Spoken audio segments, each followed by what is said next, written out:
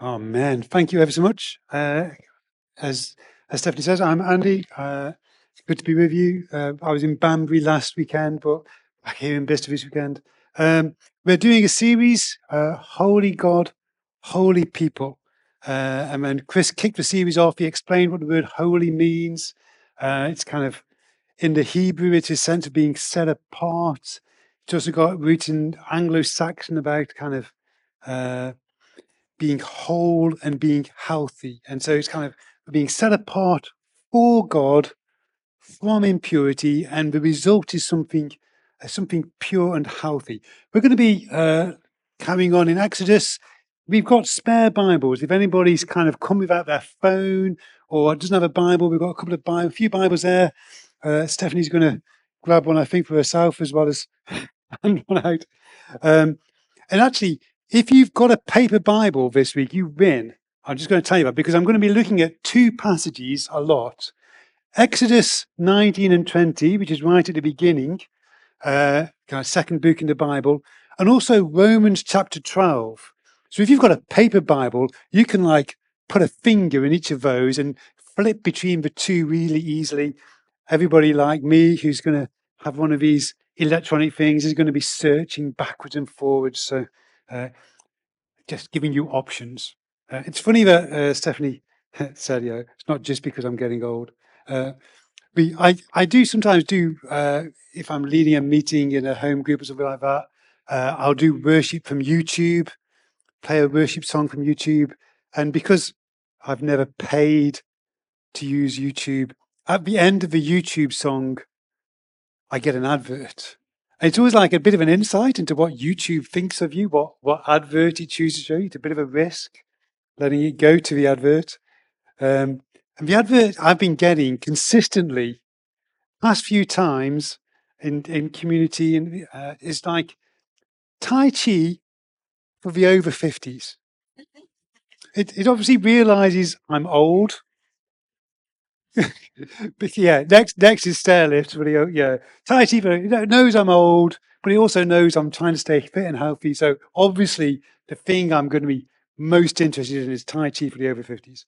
And a healthy lifestyle is a good thing, but God is concerned with something much, much deeper than just a healthy lifestyle. And that's why we're doing a series on Holy God, Holy People. This week, my titled Holy God, Faithful People. And I'm going to be looking at Exodus 19 and 20. I'm going to be reading a big chunk, but basically going to be reading the whole of Exodus 19 and 20 as we go through this. So I'm just going to start off reading from beginning of Exodus chapter 19. I'm just going to read a whole chapter. On the first day of the third month, after the Israelites left Egypt, on that very day, they came to the desert of Sinai. After they set out from Rephidim, they entered the desert of Sinai, and Israel camped there in the desert in front of the mountain. Then Moses went up to God, and the Lord called to him from the mountain and said, "This is what you are to say to the descendants of Jacob, and what you are to tell the people. You yourselves have seen what I did to Egypt, how I carried you on eagle's wings and brought you to myself. Now, if you obey me fully and keep my covenant, then out of all the nations you will be my treasured possession. Although the whole earth is mine, you will be for me a kingdom of priests and a holy nation. These are the words you are to speak to the Israelites." So Moses went back and summoned the elders of the people and set before them all the words the Lord had commanded him to speak. The people all responded together, "We will do everything the Lord has said." So Moses brought their answer back to the Lord. The Lord said to Moses, "I'm going to come to you in a dense cloud, so that the people will hear me speaking with you and will always put their trust in you." Then Moses told the Lord what the people had said. And the Lord said to Moses, "Go to the people and consecrate them today and tomorrow. Make them wash their clothes and be ready by the third day, because on that day the Lord will come down on Mount Sinai in the sight of all the people. Put limits for the people around the mountain and tell them, be careful that you do not approach the mountain or touch the foot of it. Whoever touches the mountain is to be put to death. They're to be stoned or shot with arrows. Not a hand is to be laid on them. No person or animal should be permitted to live. Only when the ram's horn sounds a long blast may they approach the mountain. After Moses had gone down the mountain to the people, he consecrated them. They washed their clothes. Then he said to the people, prepare yourselves for the third day. Abstain from sexual relations. On the morning of the third day, there was thunder and lightning with a thick cloud over the mountain and a very loud trumpet blast. Everyone in the camp trembled. Then Moses led the people out of the camp to meet with God, and they stood at the foot of the mountain. Mount Sinai was covered with smoke because the Lord descended on it in fire. The smoke billowed up from it like smoke from a furnace, and the whole mountain trembled violently. As the sound of the trumpet grew louder and louder, Moses spoke, and the voice of God answered him. The Lord descended to the top of Mount Sinai and called Moses to the top of the mountain. So Moses went up, and the Lord said to him, go down, warn the people, so they do not force their way through to see the Lord, and many of them perish. Even the priests who approach the Lord must consecrate themselves, or the Lord will break out against them. Moses said to the Lord, the people cannot come up Mount Sinai, because you yourself warned us, put limits around the mountain, and set it apart as holy. The Lord replied, go down and bring Aaron up with you, but the priests and the people mustn't force their way through to come up to the Lord, or he'll break out against them. So Moses went down to the people and told them. To us, to me, when I read this, it sounds a bit like a volcano. And it's almost easy to read that into the text and think, oh, this is clearly a volcano. I did some research. It's over 100,000 years since there's been a volcanic eruption in Israel. Egypt, where they've come from, hasn't had a volcano for about 600 million years. The people of Exodus and the writer of Exodus will have never seen a volcano. Sometimes it's fun to say, in the ancient Hebrew, the word for such and such a thing is this. I cannot tell you the ancient Hebrew word for volcano. Anybody guess why? There is no ancient Hebrew word for volcano. That's right, because you don't need a word for something you have never seen or even heard of. This is not a description of a volcano.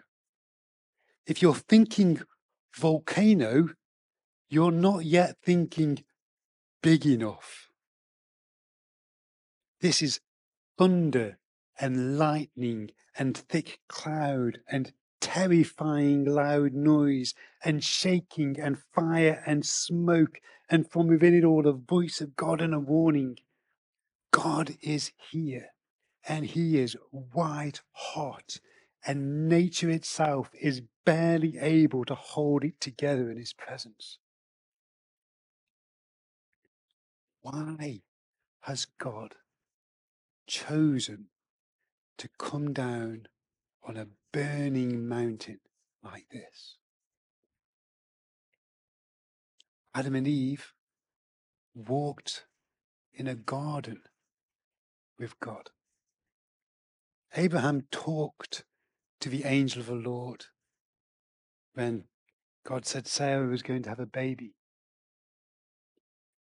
When God first talks to Moses, it's in a bush where it's on fire but doesn't burn up.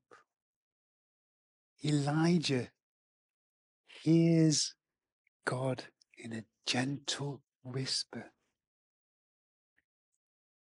The Son of God comes as a baby in a dirty feeding trough. God can be gentle. He is not coming gentle today. He is coming big. This is a whole mountain on fire and shaking, and there's a loud trumpet blast. I really wanted, at this point, an air horn. I even put into the Bista and Banbury sharing group, does anybody have an air horn? Jackie promised that she'd stand in for me, but I'm not going to hold her to it. But it's like a big blast of noise. God has something He wants the people to understand, and He wants to say it loud and clear. You see, the Israelites, back in the day of Abraham and those guys, they had household gods, I don't know, little idols that you could carry around. In Egypt, there was Pharaoh, a man pretending to be God. In Canaan, where they're going, there's Asherah and Baal, gods of fertility and war. These gods are empty and worthless and offer false hope. These are gods with small g. But this is Yahweh. This is the Lord in capital letters. But this is different. He is the one true God, the maker of the heavens and the earth, who created the stars, who set the earth on its foundations, who places nations wherever he wants and judges them whenever he decides it's time, who splits seas and drowns armies, sets mountains on fire, can bring water from a rock, bread from heaven, and he's going to deliver them into the land that he promised. He is the one true, real, living, good, and powerful God. Just like we need to upgrade our thinking from a volcano to whatever this was. The Israelites, they needed to upgrade their thinking about what it meant to be the people of God. God is different to the gods they've known. He's bigger, he's truer, he's kinder, and he's holier. Did I say what this section was called? This section is that God is different to the gods they've known before. In some ways, our world and their world isn't that different. Our world has got this bit of a mix going on. No God or any God or a mixture of gods. It's all the same. Me and Nikki were in Bicester Garden Centre on Friday. I like it at Bicester Garden Centre. Yeah, it's nice. I like it because it's got nice coffees. I like it because it's got very nice cakes. And I like to, and the plants are nice as well. We bought a little plant. But as we were going towards the exit, there was a little book. I didn't stop. It barely registered, but it did register in my thinking. I thought about it yesterday. The title was How to Manifest with Crystals. I don't even know what that means. I don't even want to know what that means. But it's just a sign of this mix that we've got going on. Now, I believe in being respectful and humble and forgiving. These are all godly qualities, but they're not the same as being muddled. When Paul writes to Timothy, he says in 1 Timothy 2, there is one God and one mediator between God and mankind, the man Christ Jesus, who gave himself as a ransom for many. We don't want to be conformed to the world, squeezed into the mold of the world. Which brings me to Romans chapter 12. Therefore, I urge you, brothers and sisters, in view of God's mercy, to offer your bodies as a living sacrifice, holy and pleasing to God. This is your true and proper worship. Do not conform to the pattern of this world, but be transformed by the renewing of your mind. God is different to the gods they've known. Secondly, God's ways are different to the ways they've known. I'm going to carry on in Exodus chapter 20. And God spoke all these words. I am the Lord your God, who brought you out of Egypt, out of the land of slavery. You shall have no other gods before me. You shall not make for yourself an image in the form of anything in heaven above, or on the earth beneath, or in the waters below. You shall not bow down to them or worship them, for I, the Lord your God, am a jealous God, punishing the children for the sin of the parents to the third and fourth generation of those who hate me, but showing love to 1,000 generations of those who love me and keep my commandments. You shall not misuse the name of the Lord your God, for the Lord will not hold anyone guiltless who misuses his name. Remember the Sabbath day by keeping it holy. 6 days you shall labor and do all your work. But the seventh day is a Sabbath to the Lord your God. On it you shall not do any work, neither you, nor your son or daughter, nor your male or female servant, nor your animals, nor any foreigner residing in your towns. For in 6 days the Lord made the heavens and the earth, the sea, and all that is in them. But he rested on the seventh day. Therefore the Lord blessed the Sabbath day and made it holy. Honor your father and your mother, so that you may live long in the land the Lord your God is giving you. You shall not murder, you shall not commit adultery, you shall not steal, you shall not give false testimony against your neighbor, you shall not covet your neighbor's house, you shall not covet your neighbor's wife, or his male or female servant, his ox or donkey, or anything that belongs to your neighbor. When the people saw the thunder and lightning and heard the trumpet and saw the mountain in smoke, they trembled with fear. They stayed at a distance and said to Moses, Speak to us yourself and we'll listen, but do not let God speak to us or we'll die. Moses said to the people, Do not be afraid. God's come to test you, so that the fear of God will be with you to keep you from sinning. The people remained at a distance while Moses approached the thick darkness where God was. God's ways are different to the ways they've known. They've lived 400 years under the rules of Pharaoh as slaves under a master who can change the rules whenever he wants. Come settle in our land. Thanks for saving us from famine. Oh, now you're our slaves. Make bricks. Okay, now make bricks without straw. Call off this plague and you can leave. Oh, I've changed my mind again. It's actually not just Pharaoh who changes the rules. Did you know that in our country we get 2,000 laws per year? That's on average 1 every 3 hours, which means that on average since midnight, there's already been 3 new laws and we're about to get a fourth. So I hope you're paying attention. You know, who knows what law you're about to break? That's a bit of a joke. But what the world considers is right and wrong is literally changing all the time.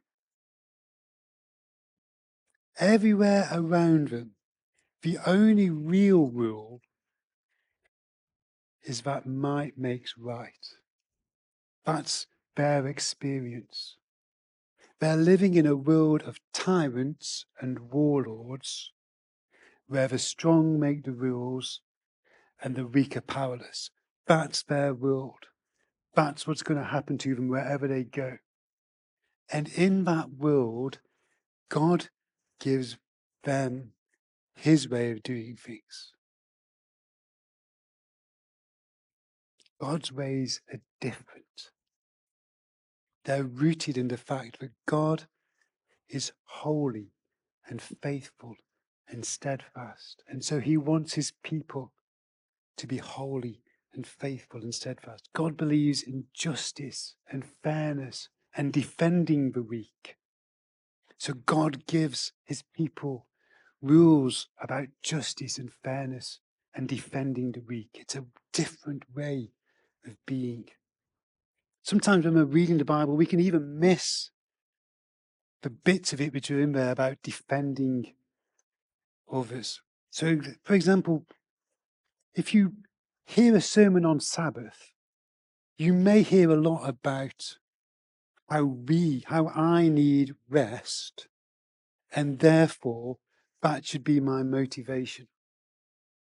And I do need rest, and that is a good motivation.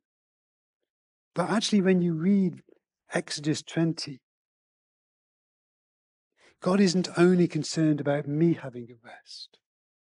He's concerned about my children having a rest, the people who work for me having a rest, the animals that I own having a rest. I don't own any animals, but if I did, the foreigner in my country having a rest.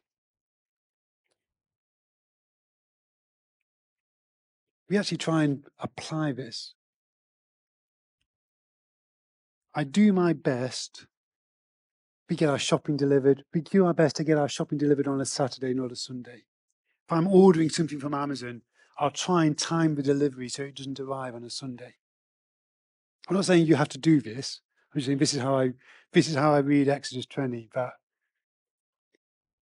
I want to honor the Sabbath by not me just having a rest, but by other people having a rest as much as I can make it, because it's a Sabbath. It's supposed to be a Sabbath for everybody, because it's something God's built into creation and the order of the world, and not just something for me. But the bigger point is this: our faith isn't just about us and God. Our faith it makes a difference to the world around us.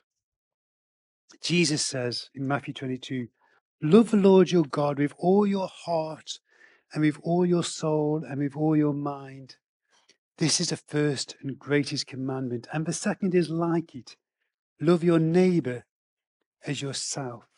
All the law and prophets hang on these two commandments.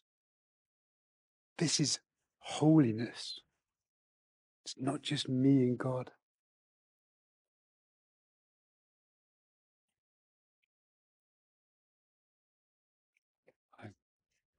I'm going to have to be careful what I say in this bit, because I know I'm being recorded and I don't want to stop. I don't want to stop the recording, and I don't want to not say this. I'm just going to be careful how I say it. I have a friend who's a Christian, and he had the opportunity to work for a company. When I say I had a friend, I actually mean I have a friend. I'm not telling a story about myself, genuinely. But he had ethical misgivings about his company. They weren't doing anything illegal, but what they were doing was harming people, not helping people. And so, having prayed about it, he decided this wasn't the opportunity for him. And then he got to kind of second guessing himself. Oh, did I make the right decision? Because not doing anything illegal, are they? And I was able to encourage him, saying, our faith gives us a different perspective. It's not just about what's legal and illegal. It's about doing others good and not harm. And we've got this confidence that when we say no to something that's not good, God's got something better for us around the corner. Always. I always genuinely have this faith. I can say no to something not good. Because God's bigger. He's watching. He knows. If God's got something better than that. Coming back to Romans 12, it says, then you will be able to test and approve what God's will is, his good and pleasing and perfect will. That's testing, not by breaking, but by examining closely. God's ways are different. They're good. They're pleasing. They're perfect. They're the best. God's ways are different to the ways they've known. Last one. God's sacrifices are different to the sacrifices they've known. Just going to finish off Exodus 20. Then the Lord said to Moses, "Tell the Israelites this. You have seen for yourselves what I have spoken to you from heaven. Do not make any gods to be alongside me. Do not make for yourselves gods of silver or gods of gold. Make an altar of earth for me and sacrifice on it your burnt offerings and fellowship offerings, your sheep and goats and your cattle. Wherever I cause my name to be honored, I will come to you and bless you. If you make an altar of stones for me, do not build it with dressed stones, for you will defile it if you use a tool on it. And do not go up to my altar on steps, or your private parts may be exposed." I've got to say that bit. A little practical tip at the end. We did baptism prep a few weeks ago with Tom and Esther and Alice, and we did lots of theological discussions about the meaning of baptisms. And then at the end I said, "And don't wear a white t-shirt." So just a little practical tip at the end. In the pagan world, sacrifices were transactional. You want a good crop? Sacrifice, and you get something. Want a victory in a battle? You sacrifice and you get something. Want power? Sacrifice and get something. It's a transaction. Money in the vending machine, something pops out at the bottom. But God's sacrifices aren't transactional. They're restorative. God says, "I'm the one," in verse 24, "I'm the one who causes my name to be honored. I'm the one who chooses to come and bless." God's sacrifices aren't to get something. They're to restore people. David writes in Psalm 51, "You don't delight in sacrifice, so I bring it. You don't take pleasure in burnt offerings. My sacrifice, O God, is a broken spirit, a broken and contrite heart. You, God, will not despise." See, God sets out sacrifices in the Old Testament, but they don't buy anything. They're reminders of the seriousness of unholiness. The writer to Hebrews in chapter 10 says, "Those sacrifices are an annual reminder of sins. Day after day, every priest stands and performs his religious duties again and again. He offers the same sacrifices, which can never take away sin. But when this priest, Jesus, offered for all time one sacrifice for sins, he sat down at the right hand of God. And since that time, he waits for his enemies to be made his footstool. For by one sacrifice, he has made perfect forever those who are being made holy." Which kind of brings me on to an interesting question.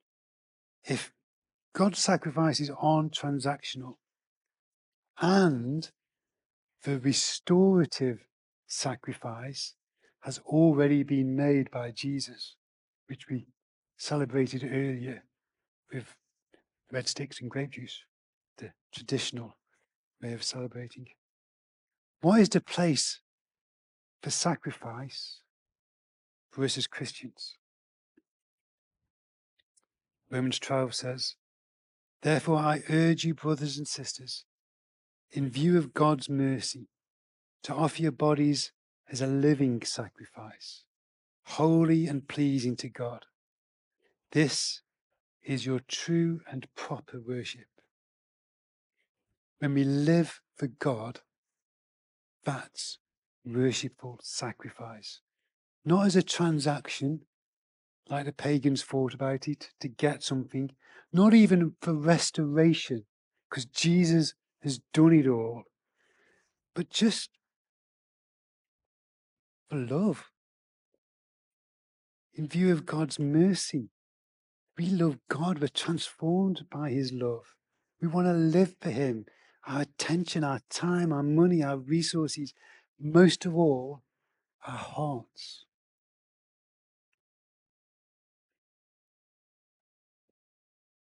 So we've done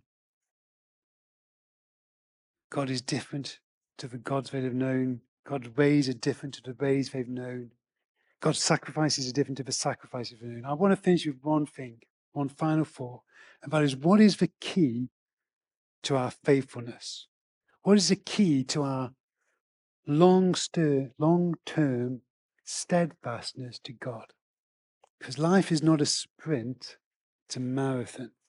I want to be, if anything, more faithful and more passionate in 10 and 15 and 20 years than I am now. That's the trajectory I want. What is the key to that? And bizarrely, it's not seeing a mountain on fire. You'd think it was. You'd think that having seen all of that, it would have changed them. And after all of that, Moses is up the mountain for 40 days, and the same people who saw that are saying to Aaron, make some gods for us out of gold who will go before us. And you think, what? How have you got from there to there in just 40 days?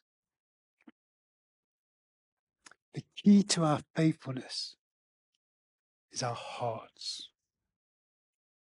Proverbs 4 says, above all else, guard your heart, for everything you do flows from it. I love that. Everything you do flows from it. Me and Nick have been following a Bible plan this year. And one of the things I've noticed is when leaders get to the end of their lives, what they say, they've had they often give a kind of a final encouraging speech to the people, and they've got their whole lives to look back and realize what matters and what works and what counts. At the end of his life, Moses says, the Lord your God will circumcise, your hearts and the hearts of your descendants, so that you may love him with all your heart and with all your soul and live. At the end of Joshua's life, he says, now throw away the foreign gods and among you, yield your hearts to the Lord, the God of Israel. At the end of his life, Samuel says, be sure to fear the Lord and serve him faithfully with all your heart. Consider what great things he's done for you. Above all else, guard your heart. Everything you do flows from it. God is different to the gods they've known. God's ways are different to the ways they've known. God's sacrifices are different to the sacrifices they've known. And the key to our faithfulness flows from our hearts because he's worthy of our love.